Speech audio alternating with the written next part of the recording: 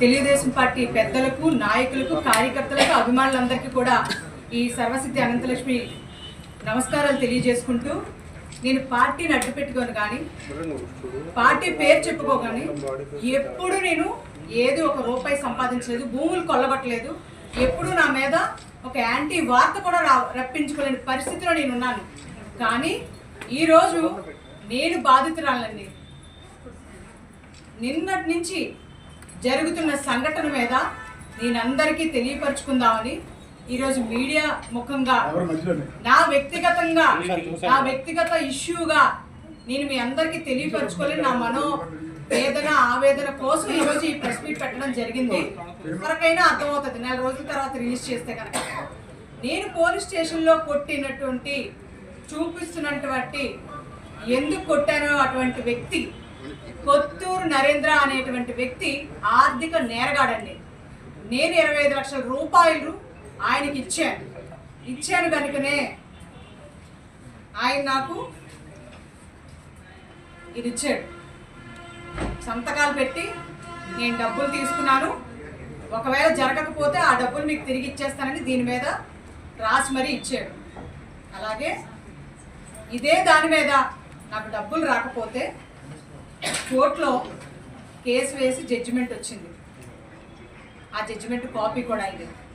కానీ అప్పటి నుంచి 2017లో నేను ఇచ్చిన డబ్బుల దగ్గర నుంచి 2023 నీ జడ్జిమెంట్ వచ్చినంత వరకు నేను ఎంత విసిగి ఆవేశపడి వేదనపడి మనోవేదనతో 25 లక్షల రూపాయలకి వడ్డీలు కట్టలేక అప్పుల పాలైపోయి నేను నా ఇల్లుని బ్యాంక్ ఆక్షన్లో నోటీసులు పెట్టుకునే పరిస్థితి ఎందుకు వచ్చింది? నాకు ఒక ఆడదానికి ఎందుకు అంత ఆవేదన మిగిల్చారు అన్న నా కోణంలో కనుక ఆలోచిస్తే, స్టేషన్లో నాకు న్యాయం జరగకపోతే నేను సిపి గారి దగ్గరికి వెళ్ళి కలవడం జరిగిందండి. నేను ఒక్కదానే కాదు, బాధితులందరం వెళ్ళి కలిసి చెప్తే అన్ని రోజుల నుంచి తిరిగితే అప్పుడు పోలీస్ స్టేషన్కి ఫోన్ చేసి దీని మీద కేసు కట్టావా, నలుగురిని తీసుకొచ్చావా నిందితుల్ని, వాళ్ళ ఆస్తుపాస్తులు ఏంటి, వాళ్ళ బ్యాంక్ అకౌంట్ ఏంటి అన్ని దర్యాప్తు చేసి కేసు పెట్టు అని చెప్తే నెమ్మక నీరెత్తుగా ఐడబ్ల్యూ రైటర్ గోవింద్ గారు నా చుట్టం నా బంధువు అని చెప్పేసి సిఐ గారు ఆయన కుమ్మక్కైపోయి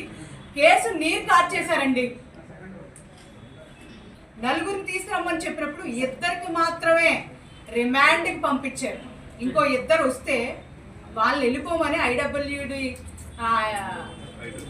గోవింద్ వెళ్ళిపోండి అని చెప్తే పంపించేశారట. దాని మీద కేసు నమోదు చేశారు. నేను కూడా కంప్లైంట్ ఇచ్చాను కదా, నా కంప్లైంట్ మీద ఏ కేసు నమోదు చేశారో చెప్పమనండి. నేను కూడా కంప్లైంట్ పెట్టా, నా దాని మీద ఏం పెట్టారో చెప్పండి. నేను కొట్టానని ప్రెస్కి రిలీజ్ చేసుకున్నారు, కంప్లైంట్ పెట్టారు, సీసీ ఫుటేజ్ రిలీజ్ చేశారు. ప్రతి ఒక్కరికి స్వయంగా నేను చెప్తున్నాను చూడండి, ఒక పోలీస్ స్టేషన్లో సీసీ ఫుటేజ్ అనాథరైజ్డ్గా ఎవ్వరికి బయటికి రిలీజ్ చేయకూడదండి. కానీ ఈ సిఐ గారే ప్రతి ఒక్క ప్రెస్కి మీడియాకి ఈ CC footage plus case file number ప్రతి ఒక్కరికి ఈయనే ఇచ్చాడటండి. దానికి గల కారణం ఏంటి? ఎవరు ఒత్తిడితో రిమాండ్కి పంపారు, ప్రెస్ నోట్ రిలీజ్ చేశారు. నిందితుడికి ఎందుకంత సహకరించడానికి గల కారణం ఏంటి? నా మీద ఎందుకంత స్పెషల్ ఇంట్రెస్ట్?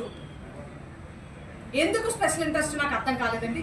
దీని వెనకాల ఎవరుండి నడిపిస్తున్నారు? ఏ రాజకీయవేత్త ఒత్తిడితో దీన్ని చేశారు నాకు కావాలి. నాకు మార్చి 2వ తారీఖున జరిగిన కేసు కదండి, మార్చి 2వ తారీఖున కదా నేను కొట్టానండి. 35 రోజులు ఉంది కదా, మరి ఆ 35 రోజులు ఆ 2వ తారీఖు ఫస్ట్ రోజు జరగలేదండి, 2వ రోజు జరగలేదండి.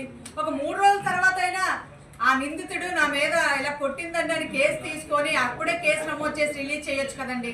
మరి రాజకీయ కుట్ర కాకపోతే 35 రోజుల తర్వాత ఇప్పుడు రిలీజ్ చేసుకోవడం ఏంటండి?